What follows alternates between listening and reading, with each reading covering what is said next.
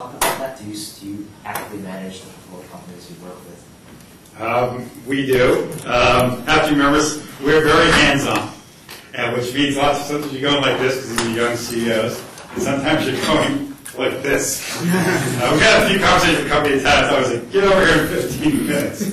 And you have to strike that balance. We get very actively involved with the companies. These are early companies. They're often looking for ways to get to market. We have extensive contacts. I had 4,000 students directly here. So we can often get our companies introductions where needed. The First Flavor company, for example, they were working with Pepsi and it wasn't going anywhere. So they said, okay, now it's time to talk to Coke. What do you know to Coke? One of my former MBA students was director of marketing innovation at Coke, so it was a perfect fit. We usually can find the operating people at the business, or if we can't find the operating people, because this is working all the private equity folks, we usually go, okay, who owns them? And it's often one of my students, one of my former classmates. It's great that we can tap into the Wharton network. We also work with other companies on acquisitions. So working on an acquisition for one of our companies right now. It's actually a Wharton alumni company. I met them here, but I think it's a perfect fit. So we'll see if we can get the deal done at the right price this week.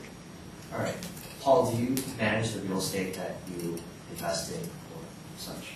We like to tell people that we do, yes. The short version is, and that is prior to the current economic downturn, any person in this room basically could, buy income-producing property, increase the rents, and sell it for a profit. And of course, we all know that houses and buildings always go up in value. I mean, that's a given. When that proved not to be true about starting 3.5 years ago, we discovered that you really had to be thoughtful about management of properties. And for those of you who've taken real estate courses, the whole idea that location is important actually was important. But certainly the past couple of years, probably trillions of dollars in value have been squandered by people either piling into an asset class. But we will hold assets for as little as 3 years, but more typical because we have pension funds that have actuarial issues. The duration of our portfolio is probably close to 5 3/4 to 7 years. Next question. Yeah. I'm wondering, for the type of people you bring in to work either for your firm or whether you sometimes have managers that you bring in to manage portfolio companies, what kind of backgrounds do you look for and what do you like to have in your employees, and if you have a group of people you have to manage portfolio companies, what do you look for? I guess this might be for Mr. Georgia, but I'm curious to hear all three. Sure, I'll start. There's, for the portfolio businesses, and one of the clarifications I want to make from my earlier answer is that ultimately, though, the management teams always run the businesses. So while we as investors get very actively involved, we invest first and foremost in management teams, and secondly in the businesses that they run. And so it's obviously all about the people. They have the right people, they have the right team, with the right skill set, and also more importantly, can execute, which is a skill that not many people have. So when we look at who we bring into the firm, either as a management at portfolio level or in the actual investment level, it depends on the function. For the management teams, they're usually seasoned professionals who have proven themselves have performed, particularly in privately owned businesses or sponsored-owned businesses in competitive industries that are manufacturing intensive. From the investment company perspective, from the Arsenal fund perspective, we happen to be a much more operationally focused fund than many. Many of them take the traditional route of hiring guys who are out of the investment banking tracks and are very good with the numbers, understand leverage and those good things. We, because again, we try to be more actively involved, and we try to take we believe we're industry specialists. We look for people who have some understanding or background in either the chemical space or in the industrial space. And just separately, and I'm assuming this is where your question is going, and all of you may be looking for positions or working in the private equity space. I can just speak for the LBO world. It's obviously very challenging. And the way to distinguish yourself, for instance, the way I eventually got into private equity was actually by going around, by getting my expertise in an industry, by understanding the operations of the business, and then coming back into private equity, which makes you a much more appealing candidate, and really, quite frankly, a much more valuable asset. Somebody who can add more than just numerical skills, because quite frankly, anybody can write a Excel spreadsheet. There's a Wharton, you're the best at anybody can write it. It's really knowing businesses, adding value, understanding operations, understanding industry dynamics. Those are the types of things. So my 2 cents, and then I'll turn it over to my colleagues on the panel, is that if you're considering getting into private equity, you're most likely are having a difficult time. You should think about maybe getting some industry or operating or hands-on experience first before then eventually making your way into that space. People get that experience in companies or as consultants? Well, it's very difficult. I mean, I'm just speaking to the audience here. It's going to be very difficult when you're starting your careers. You obviously work as a consultant to get that experience. I mean, my view is pick an industry you like, pick a sector you like, pick a discipline you like, and try to earn your stripes in that sector, whatever it may be.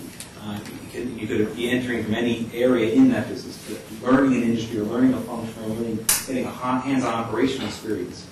Then going to a private equity group that specializes in that sector or that that area, as opposed to again the traditional banking track, which is certainly a great one, but particularly now it makes you less and less distinguished from the other sea of candidates who are competing for very, very few jobs in private equity space. And anyway, that's my 2 cents. But I turn it over to Mike. More often than not, we end up replacing the founders as CEOs in the company, either at the time we make the investment or after that. At that point, we look for people with experience in a related or similar company that have venture backing and have had somewhat successful outcomes. Turns out in our case, they're often Wharton MBAs or other graduation path. I don't know how they find this, but they do. We recently promoted 2 folks who had been COOs in venture-backed companies that had gone to exit, and they are now CEOs in somewhat related companies of ours. So again, getting the industry experience. You have a thought on that?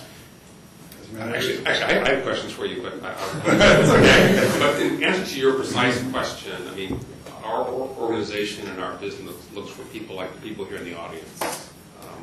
The vast majority of the people who work in firms like us, or CBR Richard Ellis, or LaSalle Partners, come from these kinds of places. Mm-hmm. Very often, those kinds of bigger places will train you. I mean, they'll give you what I call their culture. But because you've got the basic skills, you can walk into a lot of these places. The only thing I would add to what's already been said, and that is, and you've heard this 1,000 times, but I really recommend that you pursue your passion. If you've got a real desire or love for something, pursue that over the place that may pay you more. I mean, as awful as that sounds, I would really recommend the passion over anything else, because we can all give you examples of people who sort of went for the money and not their passion. Years down the road, they didn't look back to their passion, they were happier. And that old saw about if you find something that you really love, you never have to work a day in your life. I can now tell you in my 50s that is absolutely true. Thank you. Next question? Yeah. Okay, this is mostly for Mr. Edwards, so please feel free to jump in. You've had extensive experience working overseas in a bunch of different places, like 10 years, wow. But you said you were only beginning to look at expanding overseas. And my question is, in private equity, what's the major hurdle to expanding internationally? Is it like lingual, cultural, has it to do with a different legal system? So we don't have that much time. One of the reasons why the chairman and founder of Capri Capital brought me back was from my international experience. And he did have in his own mind a desire to go international. And so I'm going to take my other 2 minutes and sort of give you that background. In 2007, the then chairman of DLA Piper, a law firm who was doing legal work for King Abdullah of Saudi Arabia, invited my chairman to Riyadh. And I went with him because I speak Arabic.